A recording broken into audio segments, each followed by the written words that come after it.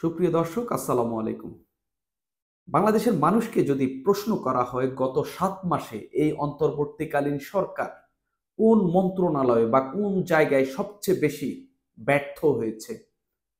আমার মনে হয় বেশিরভাগ মানুষ অন্তত ৯০% বেশি মানুষ এক বাক্যে উত্তর দেবে স্বরাষ্ট্র মন্ত্রণালয়। স্বরাষ্ট্র মন্ত্রণালয়ে বিশেষ করে আইনশৃঙ্খলা পরিস্থিতি নিয়ন্ত্রণে সরকার যে পুরোপুরিভাবে ব্যর্থ হয়েছে এটা এখন দৃশ্যমান। চুরি, ছিনতাই, ধর্ষণ, ডাকাতি, খুনাখুনি, রাহাজানি কি না চলছে। যেন একটি অরাজক দেশে পরিণত হয়েছে এই দেশ। এই স্বরাষ্ট্র উপদেষ্টার পদত্যাগের দাবি উঠলেও এই স্বরাষ্ট্র উপদেষ্টা পদত্যাগ করছেন না বা সরকারও তাকে সরিয়ে দিচ্ছে না। কেন সরকার তাকে সরিয়ে দিচ্ছে না? কিংবা তিনি কেন পদত্যাগ করছে না? তার খুঁটির জোরটা কোথায়? কিংবা সরকারের কোন জায়গায় দুর্বলতা যার কারণে তাকে সরাতে পারছে না? আমি অন্তত ৫ টা কারণ বের করেছি গত কয়েকদিনে যে কারণে স্বরাষ্ট্র উপদেষ্টাকে আসলে সরানো যাচ্ছে না, সরকার সরাতে পারছে না। একইভাবে তিনিও সরছেন না। মানে আমরা তো কোথাও না কোথাও ব্যর্থ হইলে নিজের দায়িত্ব ছেড়ে দিয়ে অন্য যে লোকটি পারবে তাকে দায়িত্ব দিই। এখন আপনি বলতে পারেন অভ্যুত্থান পরবর্তী পরিস্থিতি, একটা গোষ্ঠী হচ্ছে দেশে বিশৃঙ্খল পরিস্থিতি তৈরি করার চেষ্টা করছে। এসব বলে আর কতদিন? মানে তার মানে কি সারা জীবনই আজীবনই আওয়ামী লীগ আন্ডারগ্রাউন্ডে থাকবে? মানে এই মানে রাজনৈতিক মাঠে থাকবে না। তারা ভেতরে থেকে বিশৃঙ্খল পরিস্থিতি তৈরি করবে আর অন্তর্বর্তীকালীন সরকার সেটা করতেই দেবে। আর আওয়ামী লীগ তো ধরতে কম ধরেনি। তাও কেন কমছে না? আওয়ামী লীগের দোষ দিয়ে আসলে লাভ নেই। বাংলাদেশের মানুষই এখন অপরাধ প্রবণ হয়ে উঠেছে। তারা দেখছে এই দেশ একেবারে অপরাধের অভয়ারণ্যে পরিণত হয়েছে। তারা এখন সেসব করে বেড়াচ্ছে। ধর্ষণ মানে আমি নিজেই আজকে আমি নিউজ রুমে কাজ করি। নিউজ করতে গিয়ে কম করে আমি নিজে আজকে ১০ টা ধর্ষণের নিউজ দিয়েছি।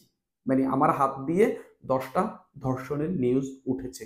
এই অবস্থা বাংলাদেশে। তো আমি আসলে যে ৫ টি কারণ বের করেছি যার কারণে হচ্ছে তাকে সরানো যাচ্ছে না। প্রথমত হচ্ছে রাজনৈতিক দলের দিক থেকে বাধা। কেউ চাচ্ছে তিনি থেকে যান।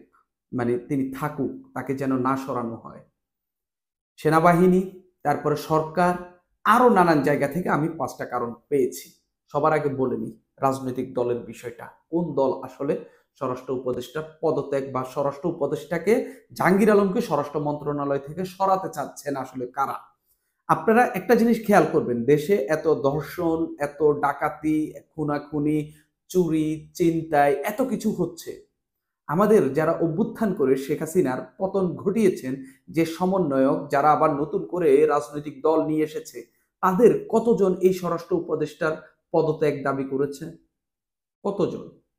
দৃশ্যমান তেমন কোনো কর্মসূচি তাদের দিক থেকে দেখা গেছে? দেখা যায়নি।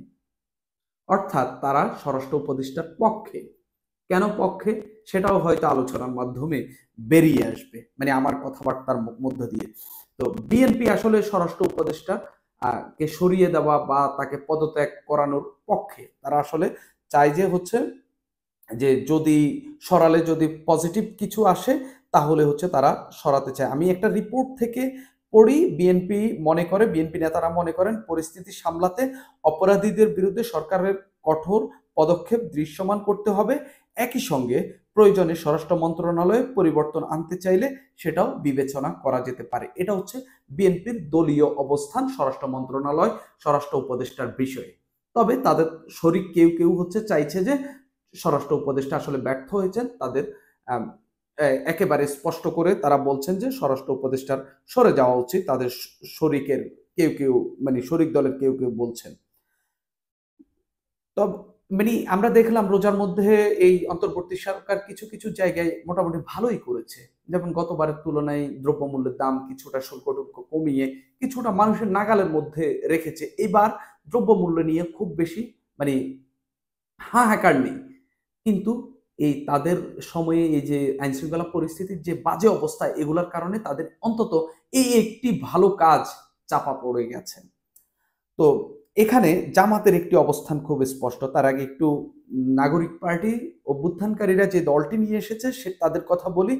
তাদের সদস্য সচিব যিনি হয়েছেন আক্তার হোসেন বলছেন যে স্বরাষ্ট্র উপদেষ্টাকে সরালে সমাধান হবে না, অর্থাৎ তিনি তাকেই হচ্ছে দেখতে চান, মানে তাকে সরাইলেও কোনো সমাধান হবে না, তিনি থাকা না থাকার কোনো অসুবিধা নেই, সরকারকে কঠোর পদক্ষেপ নিতে নিতে হইতেছে, আরো কঠোর ব্যবস্থা নিতে হবে। ইসলামপন্থী দলগুলো আমি মানে একটু বিশ্লেষণ করব ইসলামপন্থী দলগুলোর কেন মানে এই মনোভাব। ইসলামপন্থী দলগুলো একই রকম বক্তব্য দিচ্ছে। জামাত ইসলামের সেক্রেটারি জেনারেল মিয়া গোলাম পরোয়ার বিবিসি বাংলাকে বলেন, দেশে অস্থিতিশীল পরিস্থিতি সৃষ্টির পেছনে কোনো ষড়যন্ত্র থাকতে পারে, সেই ক্ষেত্রে স্বরাষ্ট্র উপদেষ্টাকে সরিয়ে কোনো সমাধান আসবে না। অন্তত এই জায়গায় আপনি কি বুঝলেন, আপনারা কি বুঝলেন? বিএনপি স্বরাষ্ট্র উপদেষ্টার পদত্যাগ চাইলেও মানে যে যদি প্রয়োজন মনে করে সরিয়ে দেওয়া হোক, কিন্তু এনসিপি মানে জাতীয় নাগরিক পার্টি বা জানাপা আর হচ্ছে জামাত ইসলাম হচ্ছে স্বরাষ্ট্র উপদেষ্টা, তারা তো সরাসরি বলবে না যে হচ্ছে তাকে সরায়েন না, যেহেতু তার বিরুদ্ধে জনমত রয়েছে, তাকে দেশের মানুষ এখন অপছন্দ করছে যে হচ্ছে তিনি আসলে মানে তার পদত্যাগ চাইছেন বেশিরভাগ মানুষ, সেই ক্ষেত্রে সরাসরি বলবে না।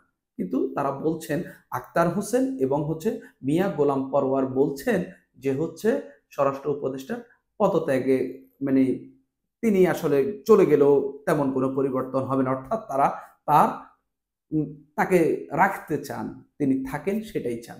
এটা তো গেল দুটা কারণ, মানে দুইটা দল চায়। এরপরে আমাদের যখন হচ্ছে অন্তর্বর্তীকালীন সরকার গঠিত হলো, এর কিছুদিন পর কয়েকদিনের মধ্যেই একজন উপদেষ্টাকে সরে যেতে হলো, যিনি আবার স্বরাষ্ট্র মন্ত্রণালয়ের দায়িত্বে ছিলেন, শাকাওয়াত হোসেন। শাকাওয়াত হোসেন যখন দায়িত্বে ছিলেন তখন তিনি আওয়ামী লীগকে হচ্ছে দল গোছানোর কথা বলার কারণে দু এক জায়গায় একেবারে ঠুনকো দু একটি মিছিল হলো, তার পদত্যাগের দাবি জানানো হলো। আমাদের মানে উপদেষ্টা সরকার তাকে স্বরাষ্ট্র মন্ত্রণালয় থেকে সরিয়ে দিলেন। সরিয়ে কাকে বসালেন? একজন আর্মি সাবেক এক্স আর্মির অফিসারের পরিবর্তে আরেকজন এক্স আর্মি অফিসারকে বসালেন। এখন পরপর দুজন উপদেষ্টা সরানোর ক্ষেত্রে যদি দুজনই আর্মি এক্স হয়ে যান, সেক্ষেত্রে আর্মি কি একটু মনক্ষুণ্ণ হতে পারে? সেই জায়গাটি সরকার বিবেচনা করছে। এই বিবেচনার জায়গা থেকে সরকারের দিক থেকে স্বরাষ্ট্র উপদেষ্টাকে সরানো হচ্ছে না বলেও অন্তত আমি কিছুটা ধারণা করছি। এটাতে গেল আরেকটি কারণ। আরো একটি কারণ রয়েছে। আরেকটি কারণ হলো, এই যে ধরেন স্বরাষ্ট্র মন্ত্রণালয় কিন্তু যত মন্ত্রণালয় রয়েছে সবগুলোর মধ্যে সবচেয়ে গুরুত্বপূর্ণ মন্ত্রণালয় হচ্ছে স্বরাষ্ট্র মন্ত্রণালয়। একেবারে মানে যেখানে বাংলাদেশের আইন শৃঙ্খলা পরিস্থিতি, বাংলাদেশের ক্ষমতাধর যেসব ফোর্স রয়েছে সবগুলো তার অধীনে। ফোর্স বলতে পুলিশ, র্যাব, আরো অন্যান্য এই আরো যেসব উইং রয়েছে সেগুলো তার অধীনে। খুবই ক্ষমতাশীল একজন উপদেষ্টা কিংবা একজন মন্ত্রী এই মন্ত্রণালয়ের মানে যিনি দায়িত্ব পান তিনি খুবই ক্ষমতাশালী হন। এখন তাকে যদি সরিয়ে দেওয়া হয়, সরকার মানে একটু হলেও নিজেদের দুর্বলতা প্রকাশ পাবে, অর্থাৎ এই যে আইন শৃঙ্খলা পরিস্থিতির যে একটা বাজে পরিস্থিতি চলছে, সরকার এটা স্বীকার করে নিয়েই সরকার তাকে সরিয়ে দিতে বাধ্য হচ্ছে। সেই কারণে সরকার সেই জায়গায় কিছুটা ভাবছে, কেননা আমাদের সরকার কি স্বীকার করছে যে দেশের আইন শৃঙ্খলা পরিস্থিতি এখন একেবারেই খারাপ? দেখেন, কিছুদিন আগে বিবিসি বাংলাকে সম্ভবত একটা সাক্ষাৎকারে আমাদের প্রধান উপদেষ্টা কি বললেন? তিনি বললেন, দেশে অপরাধের সংখ্যা বাড়েনি, মানে অপরাধ আগে যেরকম হচ্ছে এখনো একই রকম হচ্ছে। আপনি যদি গত এক মাসের ধর্ষণের পরিসংখ্যান দেখেন, বাংলাদেশে আমি মনে করি যে যে কোনো সময়ের চেয়ে বেশি। এই পুলিশের রিপোর্টেও হচ্ছে কিছুদিন আগে এসেছে চুরি, ছিনতাই, তারপরে ডাকাতি, অন্যান্য খুন খারাপি অন্যান্য যে কোনো সময়ের চেয়ে এখন অনেক গুণ বেড়েছে। তারপরেও আমাদের প্রধান উপদেষ্টা বলে দিলেন যে হচ্ছে তিনি স্বীকার করেননি দেশের আইন শৃঙ্খলা পরিস্থিতি একেবারেই যে বাজে পরিস্থিতির মধ্যে রয়েছে তিনি সেটা স্বীকার করেননি। একই সঙ্গে কিছুদিন আগে আরেকটি বক্তব্যে আমাদের আরেকজন উপদেষ্টা আসিফ মাহমুদ সজীব ভুঁইয়া তিনি বলেছেন, বড় ধরনের অপরাধ বাড়েনি, অর্থাৎ সরকারের দিক থেকে যে এই আইন শৃঙ্খলা পরিস্থিতির যে অবনতি হয়েছে সেটা স্বীকার করার মানে কোনো মানে যে হচ্ছে সদিচ্ছা সেটা সরকারের দিক থেকে নেই। সেই জন্য তাকে সরিয়ে দিলে সরকারের মানে এই গোমরটা ফাঁস হয়ে যাবে, থলের বিড়াল বেরিয়ে আসবে। সেই জায়গায় সরকারের এক ধরনের বিবেচনা রয়েছে। এটাতে গেল আরেকটি কারণ। আরো একটি কারণ আমি যেটা মনে করি, এই স্বরাষ্ট্র উপদেষ্টার অনন্য একটা গুণ রয়েছে। সেই গুণ কি জানেন? এই যে দেখেন, গাজীপুরে আওয়ামী লীগের নেতার মানে সাবেক মন্ত্রীর বাড়িতে একটা গ্রুপ গেল হামলা চালাতে যাওয়ার পর সেখানে স্থানীয়রা, ধরেন আমি মানলাম সেখানে আওয়ামী লীগ নেতারাই সেখানে বাধা দিয়েছে। যদি কেউ কারো বাড়িতে যদি মব করতে যায়, লুটপাট করতে যায়, ভাঙচুর করতে যায়, কেউ যদি বাধা দেয়, তাহলে প্রথম অপরাধীটাকে, কিন্তু আমাদের এই স্বরাষ্ট্র উপদেষ্টা যে গুণে গুণান্বিত, তিনি কি করেছেন? তিনি এরপরেই অপারেশন ডেভিল হান্ট চালু করেছেন। কাদেরকে ধরেছে? আওয়ামী লীগকে ধরেছে। সারা দেশে আওয়ামী লীগের একেবারে যাদের নামে একটি দুটি মামলা ছিল, যারা একটু মানে হাঁটাহাঁটি করছিলেন রাস্তাঘাটে, তাদেরকে সবাইকে প্রায় 1010-এর বেশি ধরে জেলে ভরে দিয়েছেন। অর্থাৎ আওয়ামী লীগ মারতে এই স্বরাষ্ট্র উপদেষ্টা, মানে আওয়ামী লীগকে মারতে, পেটাতে, ধরতে একেবারেই ওস্তাদ আমাদের এই স্বরাষ্ট্র উপদেষ্টা। সেই কারণেই তাকে অনেকে পছন্দ করেন, যে কারণে অপছন্দ করা হয়েছিল এম সাখাওয়াত হোসেনকে, যিনি শুধু আওয়ামী লীগের পক্ষে একটি কথা বলেছেন, সেটা আওয়ামী লীগের পক্ষে কথা না। অন্তত এই বিশৃঙ্খল পরিস্থিতিতে আওয়ামী লীগের রাজনীতি গোছানোর কথা বলাটা কোনোভাবেই অপরাধ কিংবা আওয়ামী লীগের পক্ষের কথা না। যে আওয়ামী লীগের পতন হয়েছে, তারা কিভাবে সেখান থেকে উত্তরণ ঘটাবে, তিনি শুধু সেই কথাটি বলেছেন। কিন্তু আমাদের এই উপদেষ্টা, বর্তমান যে স্বরাষ্ট্র উপদেষ্টা জাহাঙ্গীর আলম চৌধুরী, তিনি আওয়ামী লীগকে মানে কোন স্পেস দিতে, মানে নারাজ, স্পেস না দিক, অন্তত ঘরে ঘরে গিয়ে ধরতে তিনি একেবারে পারদর্শী। আরেকটা কারণ আমি যেটা বলছিলাম, ইসলামপন্থী দলগুলো কেন এই স্বরাষ্ট্র উপদেষ্টা পদত্যাগ চাইছেন না, অনেকে, মানে সবাই না, কিছু কিছু। আপনারা গত 7 মাসের পরিসংখ্যান দেখান তো, কতজন জঙ্গি বা কতজন যারা উগ্রবাদী বা মবকারী গ্রেপ্তার হয়েছে বলেন তো? বরঞ্চ কারাগারে থাকা কিছু জঙ্গি যারা উগ্রবাদী, যারা বিভিন্ন সময় উগ্রবাদের কারণে বা জঙ্গির সংশ্লিষ্টতার কারণে গ্রেপ্তার হয়েছিল, তাদের অনেকেই কারাগার থেকে ছাড়া পেয়েছে। আমাদের উপদেষ্টা, এই উপদেষ্টার সময়ে এই জঙ্গিদেরকে ধরা হয়নি, বরঞ্চ কিছু ছাড়া পেয়েছে। তাকে তো পছন্দ করবেই। ধরেন আমি একটা অপরাধ করলাম, কিন্তু আমার এই উপদেষ্টা তার পুলিশকে নির্দেশ দিলেও যে ফয়জুল ইসলামকে ধইরো না, তখন আমি তো এই উপদেষ্টার উপরে অন্তত কিছুটা হলেও খুশি থাকব, তাই না? ঠিক এই এই বিষয়গুলোই ঘটছে। এই যে সারা দেশে এত সংঘর্ষ চলছে, একটা রাজনৈতিক দল, দুটা রাজনৈতিক দল, তিনটা রাজনৈতিক দলের নেতা কর্মীরা নিজেদের মধ্যে সংঘর্ষ, হানাহানি করছে, কতজনকে ধরা হচ্ছে? আমাদের স্বরাষ্ট্র উপদেষ্টা কতজনের এইসব অপরাধী, কতজনকে ধরার জন্য তিনি অভিযান চালাচ্ছেন? একেবারেই মিনিমাম, ন্যূনতম। কিন্তু আপনি এই মব, এই সংঘর্ষগুলো বন্ধ না করতে পারলে তো বাংলাদেশের শৃঙ্খলা ফেরাতে পারবেন না, আইন শৃঙ্খলা পরিস্থিতির উন্নতি ঘটাতে পারবেন না। আপনাকে অপরাধী ধরলে, অপরাধীর কোনো আওয়ামী লীগ নেই, বিএনপি নেই, এটা আওয়ামী লীগও বলে, বিএনপিও বলে, অন্তর্বর্তীকালীন সরকারও বলে, অপরাধীর কোনো দল নেই। আপনি অন্ধর মতো, মানে একবারে চোখে কোনো চশমা না পড়ে যে আমি আওয়ামী লীগ ধরবো, বিএনপি ধরবো না, জামাত ধরবো না, অন্যান্য ইসলামপন্থী দলগুলোকে ধরবো না, হবে না। আপনি অপরাধী সবাইকে ধরতে হবে, তা না হলে কোনোদিনও উন্নতি ঘটবে না।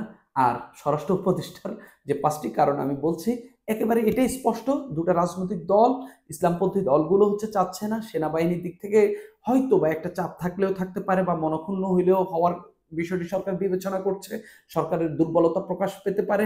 আওয়ামী লীগ ধরতে এই উপদেষ্টা খুবই ওস্তাদ। একই সঙ্গে এই যে অন্যান্য আওয়ামী লীগ ব্যতীত অন্যান্য যেসব রাজনৈতিক দলগুলো যারা রয়েছে, তাদের কর্মকাণ্ড অবাধে, তারা সংঘর্ষ অবাধে করতে পারছে। একই সঙ্গে যারা উগ্রবাদী, যারা জঙ্গি সংশ্লিষ্টতা রয়েছে, তারা ছাড়া পাচ্ছেন, বাকি যারা বাহিরে রয়েছেন তারা ধরা পড়ছেন না। এইসব কারণে তাকে অনেকেই পছন্দ করছেন, যার কারণে তার পদত্যাগ হচ্ছে না। মানুষ তার গায়বানা জানাজা পড়লেও তাকে ধরা যাচ্ছে না। সুপ্রিয় দর্শক, আজ এই পর্যন্তই।